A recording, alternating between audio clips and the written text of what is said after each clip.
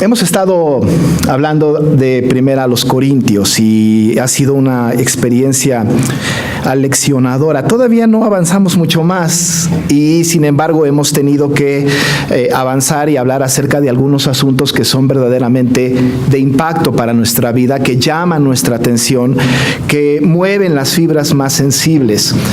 De repente pudiese parecer que la predicación de la palabra en estos domingos ha sido de demasiada demanda de santidad. Alguno quizá pensará, es que hay mucha demanda, como que hay mucho, nos sentimos incómodos con este tipo de predicación porque nos están exigiendo una vida de santidad, nos están llamando al orden espiritual, y esto es cierto, así es la verdad. La verdad de las cosas es que la palabra del Señor muchas veces ofende. Incluso casi yo estoy seguro de que la palabra del Señor, cuando no ofende al hombre y a la mujer que tienen un corazón todavía con este rasgo de pecado, cuando la palabra no ofende, quizá no está cumpliendo su cometido.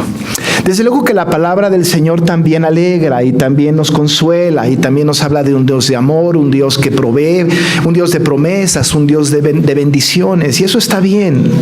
Seguramente hablaremos de esto en algún momento. La palabra del Señor tiene que ser así, pero llega un momento en el que nosotros tenemos que ser confrontados con la palabra del Señor a partir de lo que la palabra dice. La responsabilidad que tiene el predicador, especialmente el que predica en este púlpito, es hablar el consejo completo de Dios. Quizá pueda ofender en algún momento, quizá pueda incomodar en algún momento. Si alguien me habla y me dice, pastor, su predicación me incomoda, entonces me alimenta más y digo, la palabra está cumpliendo su propósito. Porque esto es lo que la palabra debe hacer.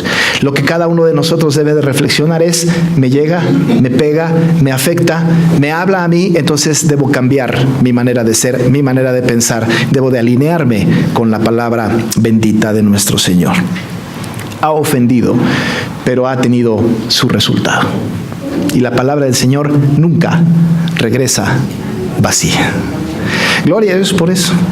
Pero la palabra del Señor entonces nos lleva de la mano hacia donde Él quiere. Y hemos hablado de esta iglesia de Corinto, una iglesia que está ahí metida en una comunidad bastante liberal, una comunidad bastante perversa, una comunidad, hablo de la ciudad, en donde hay toda clase de pecado. Hemos hablado mucho de esta ciudad que está albergada ahí al sur de Grecia, ¿no? Esta ciudad en donde todas las personas llegan a tener comercio, pero además a tener una libertad, digamos, libertinaje, y que se pueden, digamos, de alguna manera soltar para que puedan cometer toda clase de situaciones, toda clase de pecados. Es una ciudad que provee todas las cosas para que la gente con una mente pecadora, con un corazón no regenerado, venga y se deprave junto con todos los demás, o que continúe su estado de depravación junto con las demás partes de la ciudad de Corinto. Ahí fue donde el Señor movió al Espíritu Santo, o movido por el Espíritu Santo, el apóstol Pablo llega a Corinto para predicar una palabra ciertísima. La locura de la predicación llegó ahí para hablar de la cruz de Cristo, algo contrario a lo que la gente esperaba, algo contrario a lo que la gente anhelaba oír. Quizá la gente de Corinto lo que quería escuchar es decir, están ustedes bien, no pasa nada, ustedes pecan, ustedes hacen esto, ustedes hacen aquello, no se preocupen, mientras que crean en Dios todo está maravillosamente solucionado. No, lo que hace el apóstol Pablo es venir y demandar una vida de santidad a la gente que está en Corinto, a la que se le está predicando el evangelio. La iglesia creció, la predicación de Aquila y Priscila, la predicación del apóstol Pablo, la predicación de Apolos, seguro la predicación de Pedro, han hecho de esta iglesia una iglesia grande, una iglesia hermosa, una iglesia con muchos ministerios. Pero la iglesia había tenido el problema de que empezaron a llegar personas de la ciudad, quizá recién convertidas, no malintencionadas, quizá malintencionadas, en donde empezaron pues a tener serios problemas dentro de la iglesia. Uno de ellos ya lo evaluamos la vez pasada, ya lo estudiamos. Uno de los problemas serios que tenía la iglesia era un problema de unidad. un problema de unidad muy, muy serio. Algunos decían yo soy de Apolo, otro yo soy de Cefas, otro yo soy de Pablo, otro decíamos muy espiritual, decía yo soy de Cristo. Estaba como partida la iglesia, tenían sus bandos, tenían sus cotos de poder, había gente que estaba de un lado y de otro, se peleaban constantemente por este asunto. Revisábamos la semana pasada esta situación y el apóstol les está diciendo a estos corintios, ¿no?, que tienen que ser de un mismo parecer, que hablen una misma cosa, que no haya entre ellos divisiones, que no haya contiendas, que estén perfectamente unidos, no solamente unidos, sino perfectamente unidos en una misma mente y en un mismo parecer. Esta es la demanda. ¿Cuál es el problema? ¿Cuál es la solución para la división? Entonces es pensar lo mismo.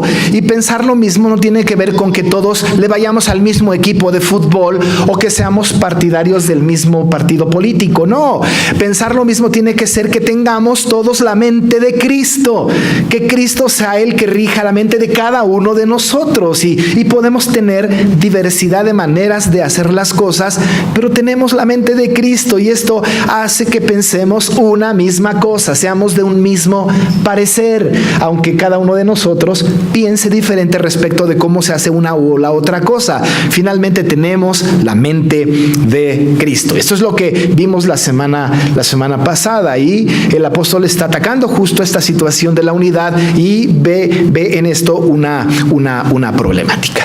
Pero sigue bajo este principio y va a hablar ahora en este hilo conductor acerca de justo lo que produce la unidad, lo que produce la salvación, lo que produce que las personas vengan a los pies de Cristo y que estén centrados en algo que es muy nuestro, que es lo que yo llamé la semana pasada la cosmovisión cristiana. Hablábamos de una cosmovisión no cristiana y la cosmovisión cristiana. La cosmovisión cristiana tiene que ver con que nuestra mente es la mente pues de Cristo y actuamos y vemos al mundo e interpretamos al mundo a partir de lo que la Biblia dice, no a partir de lo que el mundo dice. Bajo este principio, el apóstol Pablo ahora lo que va a hacer es que va a hacer un contraste entre justo la cosmovisión del mundo y la cosmovisión cristiana. Él le llama la sabiduría del mundo, la sabiduría a la cual hemos sido nosotros llamados a movernos en esta sabiduría. Y habla de algo que es elemental, que es fundamental, que tiene que ver con la sabiduría cristiana y él va a hablar acerca de la predicación. Y esta tarde yo quisiera enfatizar sobre esto que está escrito en la palabra. El apóstol ha dicho en el verso 17, que es el contexto inmediato anterior del capítulo o de la sección que estamos estudiando, el apóstol está diciendo que Cristo no lo envió a bautizar. No fue la tarea del apóstol bautizar. Claro que es una tarea del apóstol, es una tarea del creyente, del ministro del evangelio. Tenemos que bautizar en el nombre del Padre, del Hijo y del Espíritu Santo. También creemos que el bautismo es esencial porque es un medio de gracia, es un sacramento junto con la Santa Cena. Pero el apóstol dice: a mí el Señor no me mandó a bautizar. No, aunque ya había bautizado a Crispo y a Gayo, incluso también había bautizado a la familia de Estefanas, dice él. No me acuerdo a quién es más, pero decía el apóstol: no fui llamado para bautizar. Si no fue llamado para bautizar, entonces ¿para qué fue llamado? El versículo 7 nos alumbra un poco el asunto. Dice: no me envió Cristo a bautizar, sino a predicar el evangelio. A mí me mandó, dice el apóstol Pablo, a predicar el evangelio. La predicación del evangelio es lo más importante. Ahora, nosotros conocemos y sabemos a lo largo de la historia, por la sistematización de las doctrinas bíblicas, que tanto el bautismo como la Santa Cena son la predicación del evangelio también. Lo único es que el bautismo y la Santa Cena es la predicación sensible de la palabra. Por eso, cuando hay bautismos y Santa Cena, tiene que estar involucrada la predicación de la palabra. Es la predicación sensible. ¿Por qué? Porque, bueno, cuando bautizamos bautizamos a un niño o a un adulto, hay agua y hay sensibilidad, es la predicación sensible. Cuando tomamos el pan y el vino, pues tenemos el gusto, probamos, es la predicación sensible, gustamos la palabra. De alguna manera, pues, los sacramentos son también predicación, pero la predicación es lo fundamental, es lo elemental. Dentro de los medios de gracia, la predicación es lo más importante. Y luego está los sacramentos, donde tiene que haber predicación, y la oración, donde tiene que estar la palabra involucrada. Así que el apóstol dice, no me mandó pues Cristo a bautizar, me mandó a la predicación del evangelio, a predicar el evangelio. Y luego nos va a decir cómo lo va a hacer, cómo se predica el evangelio, cómo se logra que la gente deje de estar en desunión, qué pasa o cómo se logra que la gente deje de estar pensando en si comer carne sacrificada a los ídolos o no es correcto, o los problemas del matrimonio cómo se resuelven, o el tema de la resurrección, o otras cosas, el culto público, en fin, los problemas sociales entre uno y otro, ¿cómo se resuelve? La única manera posible para resolver con este tipo de cosas es la predicación del evangelio. ¿Cómo crece una iglesia? La iglesia crece por la predicación del evangelio. ¿Cómo se nutre una iglesia? La iglesia se nutre por la predicación del evangelio. ¿Cómo se exhorta la iglesia? Se exhorta por la predicación del evangelio.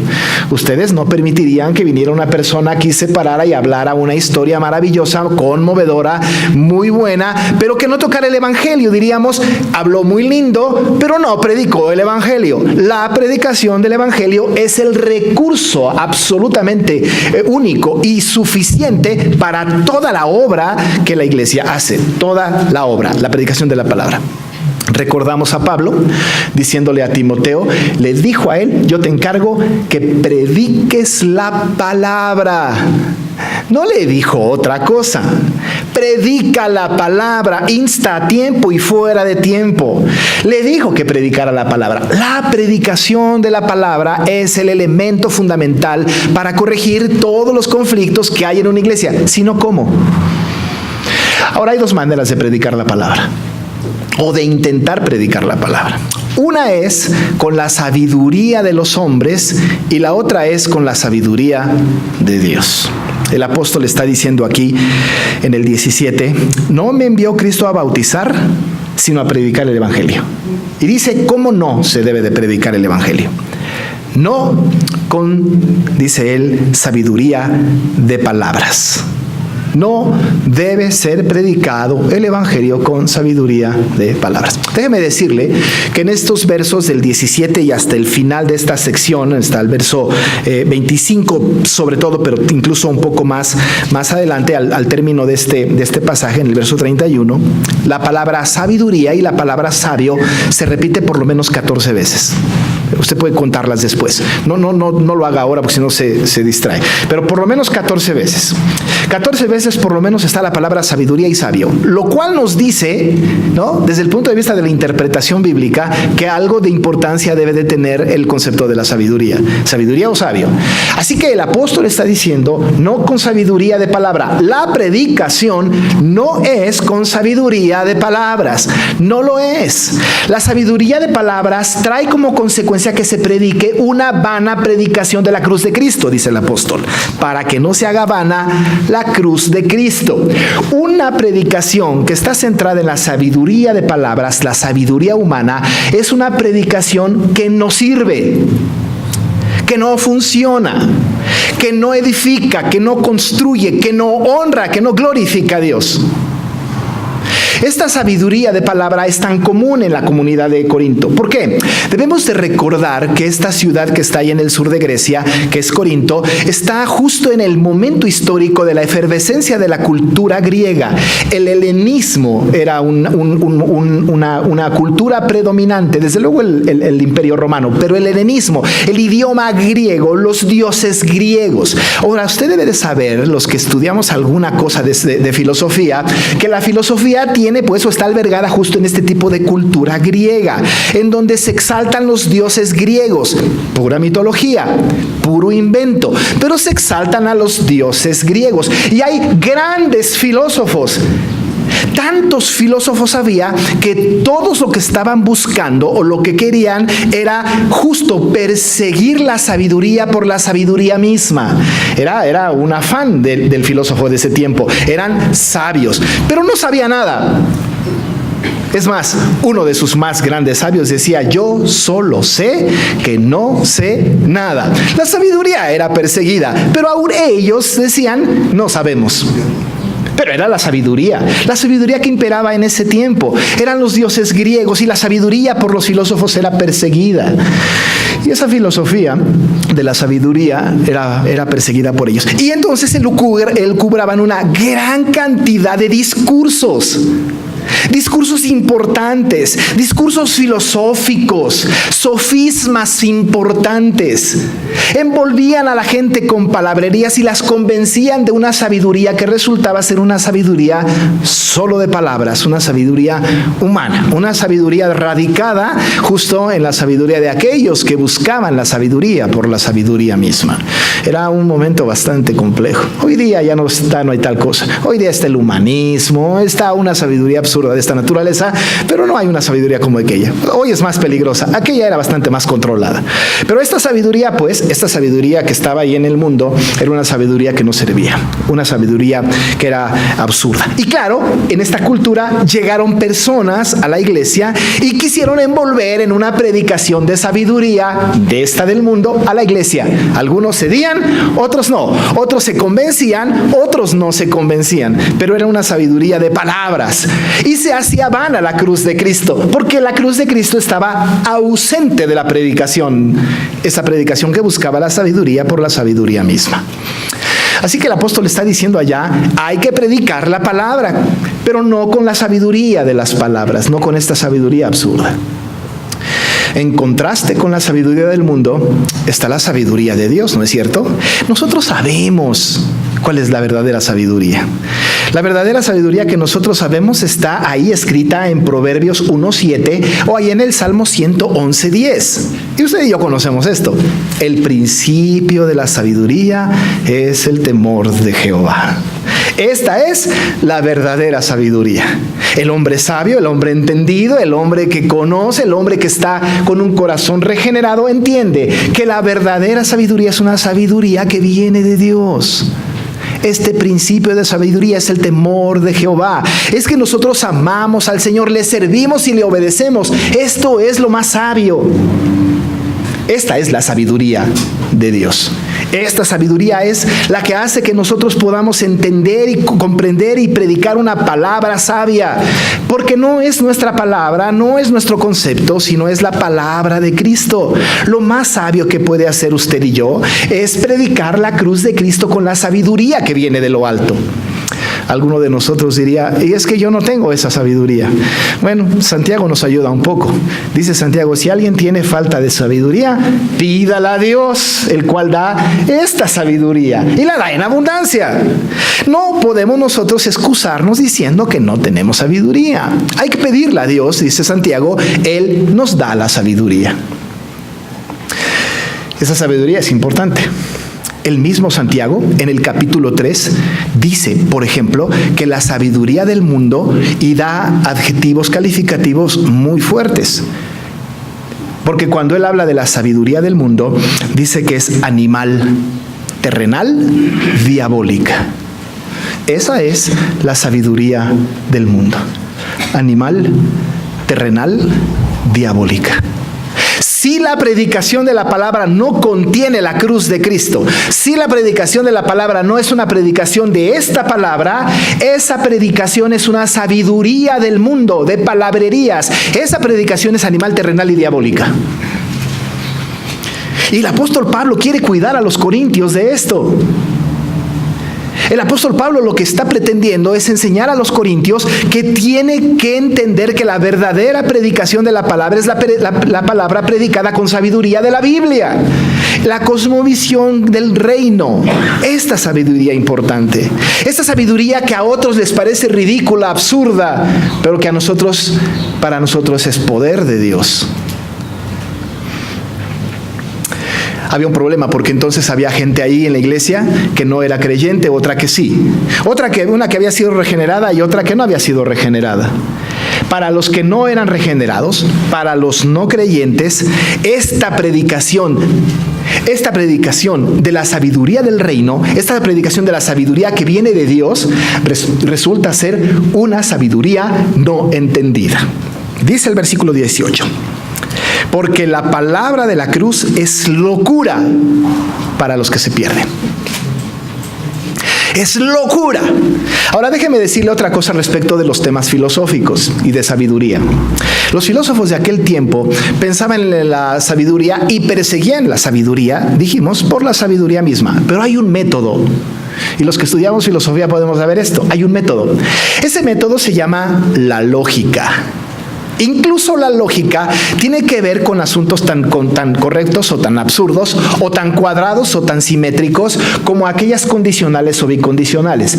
Sí y solo sí, o sí entonces. Si esto pasa, entonces aquello. O sí y solo sí. Esto pasa, sí y solo sí, pasa aquello. Y entonces hacemos condicionales o bicondicionales, conjunciones o disyunciones y hacemos tablas de lógica, ¿no es cierto? Ahora nosotros aplicamos la lógica para llegar al conocimiento de las cosas. Queremos nosotros que todo tenga lógica para que sea sabio. Algo que no es lógico no es sabio, es absurdo. Ahora, cuando aquellos se confrontan con la cruz de Cristo contiene dentro de toda su estructura todo el proceso de la pasión de Cristo. Dice, por ejemplo, la gente, que una persona sea crucificada. Es cierto, es lógico. ¿Por qué es lógico? Porque el imperio ha ordenado que un criminal de los más altos criminales sea crucificado. Tiene lógica. Ahora, que esa persona muera, es lógico, muy lógico, ¿no? Una persona crucificada y que además le traspasan su cuerpo, ¿no? Pues va a morir, es lógico, aceptamos eso. Que esta persona sea sepultada es lógico, porque todas las personas que se mueren son sepultadas, es lógico. Ahora, que una persona resucite, eso es una insensatez. Eso no es lógico. No hay ninguna ley del mundo, no hay ninguna lógica posible que pueda decir que una persona resucite. No es lógico, no lo es. Por lo tanto, para ellos ese era una sabiduría absurda. Pero la predicación del Evangelio contiene la cruz de Cristo. La predicación del Evangelio, la cruz de Cristo implica la crucifixión, la muerte, la sepultura, pero lo más importante de todo, la resurrección de Cristo. Y Pablo les va a decir a estos corintios en el capítulo 15, si Cristo no hubiera resucitado, vana sería nuestra fe. ¿Y qué creen? Vana nuestra predicación. La predicación, la verdadera predicación, la que contiene la sabiduría del reino, es la que predica la cruz de Cristo, que implica su crucifixión, su muerte, su sepultura y su resurrección. ¿No es cierto que esto es lo que repetimos en el credo apostólico? Eso es lo que creemos nosotros. ¿Es lógico? Todo es lógico. La resurrección es lógica. ¿Usted ha visto alguna persona resucitada? ¿Ha visto a alguien que ha venido de los muertos? ¿Ha sido testigo de esto? ¿Lo oyó de alguna noticia? ¿Sabe que esto ha pasado? Lo único que tenemos es una evidencia bíblica de algunas personas que resucitaron. Lázaro, este hijo de la viuda de Naín, la hija de Jairo. ¿Pero lo vio usted? ¿Nos consta a nosotros?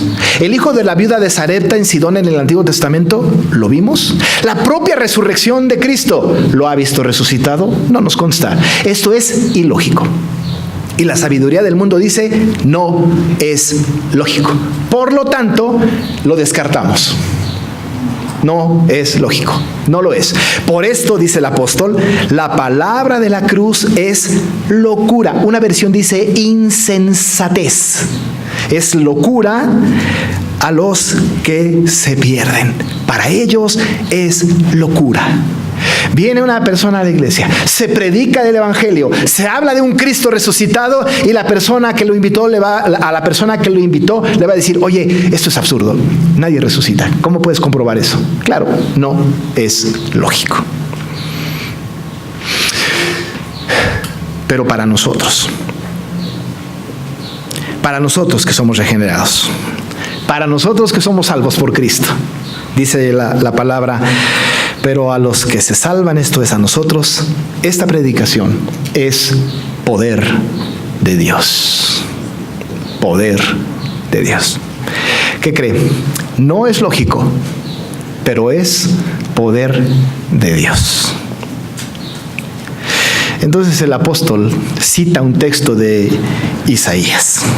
Y cita un texto de Isaías de tal manera que hace referencia a la palabra. Debemos de recordar que la predicación de la palabra es predicación de la palabra. No es sabiduría de palabras del mundo, sino de la palabra. Él no va a expresar una opinión personal. No va a decir algo que a él le parece, sino que va a hacer una referencia al Antiguo Testamento, que es la escritura que tiene a la mano, ¿no? Es la Septuaginta que leyó Pablo, la Septuaginta que leyó Cristo.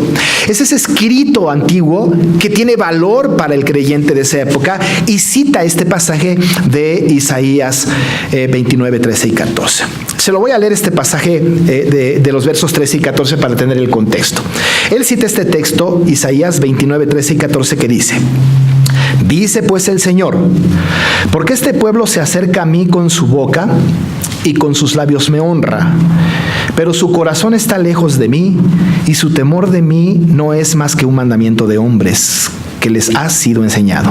Por tanto, he aquí que nuevamente excitaré yo la admiración de este pueblo con un prodigio grande y espantoso, porque perecerá la sabiduría de los sabios y se desvanecerá la inteligencia de sus entendidos. Este pueblo estaba siendo educado con mandamiento de hombres. Destruiré, cita Pablo, la sabiduría de los sabios, desecharé el entendimiento de los entendidos. La palabra de la cruz permanecerá porque es poder de Dios. La falsa predicación, la falsa sabiduría, la sabiduría de palabras perecerá. Escandalosamente. Dice Pablo, destruiré, bueno, lo dijo Isaías, la sabiduría de los sabios y desecharé el entendimiento de los entendidos.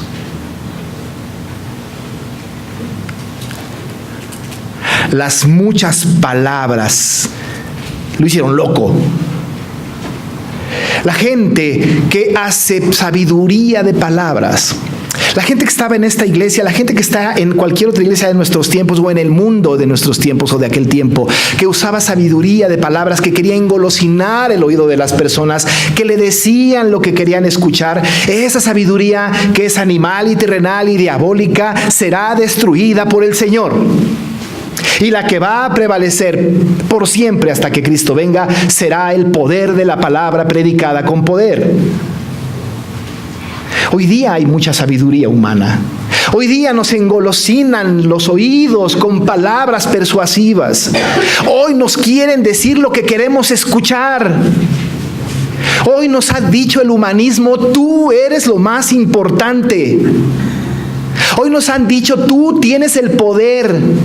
Hoy nos han dicho casi, el universo rige sobre todas las criaturas y tú tienes la posibilidad, porque tú eres una persona buena y maravillosa, de salir adelante. Tú eres lo más importante. Casi nos dicen que somos Dios. ¿Y qué cree? Que nos encanta escucharlo. Engolosina nuestros oídos, nos convencen y nos involucramos. Esta es sabiduría animal, terrenal y diabólica. Dice la palabra del Señor, destruiré la sabiduría de los sabios. Desecharé el entendimiento de los entendidos. Es muy difícil, hermano. Es muy difícil. Porque está tan bien disfrazada la sabiduría del mundo que nos ha engañado con gran sutileza. Para ellos, la cruz de Cristo es una insensatez. Para ellos, el Evangelio no tiene cabida. Destruiré la sabiduría, desecharé el entendimiento de los entendidos. Se lo está diciendo Pablo a la iglesia. Los sabios y los entendidos están escuchando semejante cosa. Y entonces el apóstol Pablo, como retándolos, haciendo 4 preguntas retóricas, los llama y les dice: entonces, ¿dónde está el sabio? ¿Dónde? A ver, ¿dónde? Venga pues, asómate. ¿Dónde está el sabio? ¿Dónde está aquel que con sabiduría de palabra quiere engolosinar al pueblo de Cristo? ¿Dónde está el sabio?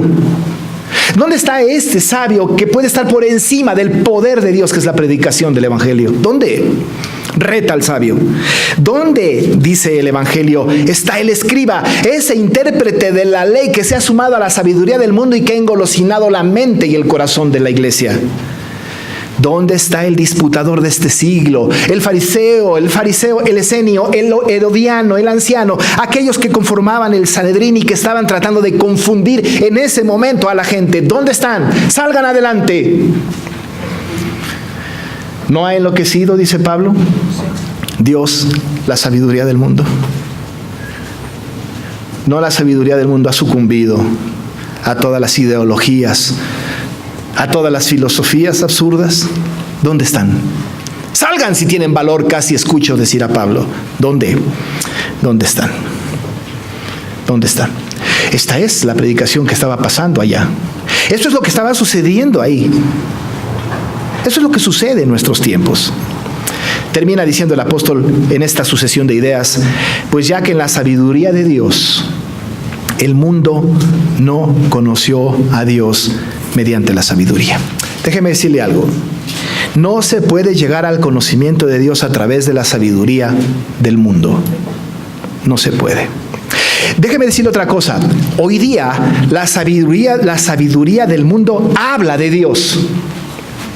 Hoy día la sabiduría del mundo está hablando de Dios y en el nombre de Dios están haciendo sus atrocidades.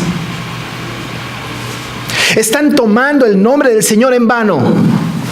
Están hablando de Cristo y en el nombre de Cristo se han hecho grandes atrocidades. Hoy día la sabiduría del mundo, las más grandes herejías están llenas de pasajes bíblicos que la soportan, entre comillas. Hoy día están diciendo Dios es el Dios del universo, pero el Dios del cual ellos están hablando no es el Dios de la Escritura. Es otro Dios, hecho a la carta. Y dice el apóstol, la sabiduría de Dios, el mundo no conoció a Dios mediante esa sabiduría. No podemos llegar a conocer a Dios mediante la sabiduría del mundo. Hermano, no se involucre, no se confunda, no haga caso a la sabiduría de este mundo. No puede llegar a conocer a Dios ni a tener una buena relación íntima con el Señor por la filosofía del mundo. No lo va a lograr. Esa filosofía será destruida, acabada. Y junto con ella todos los que la siguen. No se conoce a Dios por la sabiduría del mundo. No lo va a encontrar, hasta los horóscopos hablan de Dios. No se encuentra a Dios en la sabiduría del mundo. Pero dice Pablo, agradó a Dios salvar a los creyentes por un recurso, una sola cosa, que tiene que ver con la sabiduría de Dios. Y dice, agradó a Dios salvar a los creyentes por la locura de la predicación. Por la locura de la predicación. La única manera en que podamos ser dirigidos hacia lo correcto, la única manera en que nuestra mente y nuestro corazón sean dirigidos hacia donde Dios quiere, es a través de la predicación del Evangelio.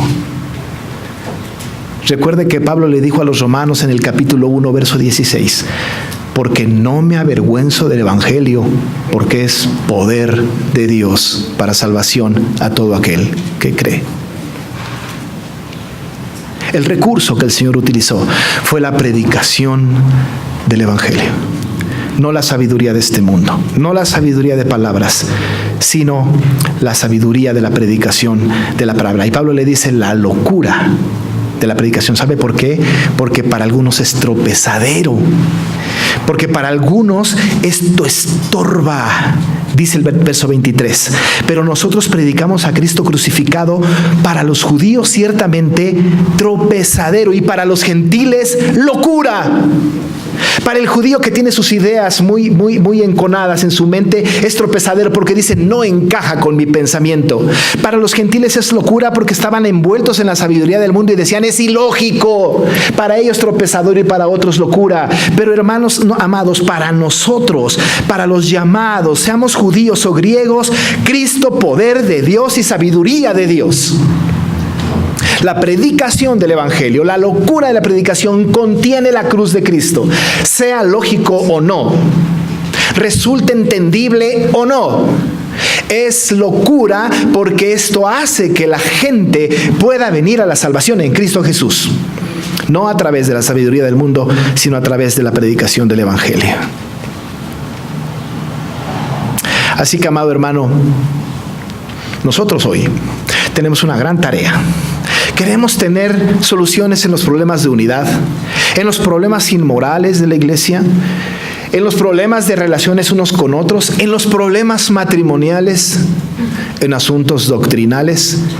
No lo vamos a lograr si traemos la sabiduría del mundo a la iglesia. Lo vamos a lograr solo a través de la locura de la predicación. Este momento, que es el más importante de la semana, en donde se predica la palabra, es donde la iglesia es exhortada, consolada, edificada, instruida para hacer lo que el Señor quiere que hagamos. Y en cualquier lado de nuestra iglesia, lo que tiene que imperar no es la sabiduría de palabras, sino la locura de la predicación. Y la predicación contiene esencialmente la cruz de Cristo. Cristo, hermanos, debe de ser predicado en esta iglesia siempre. El más importante en esta iglesia es Cristo, el Señor. Y nosotros debemos ser edificados en Él. Haga a un lado las filosofías y la sabiduría de este mundo. No hablan de Cristo. Venga a la predicación del Evangelio, que sí habla de este Cristo bíblico. Oramos. Señor,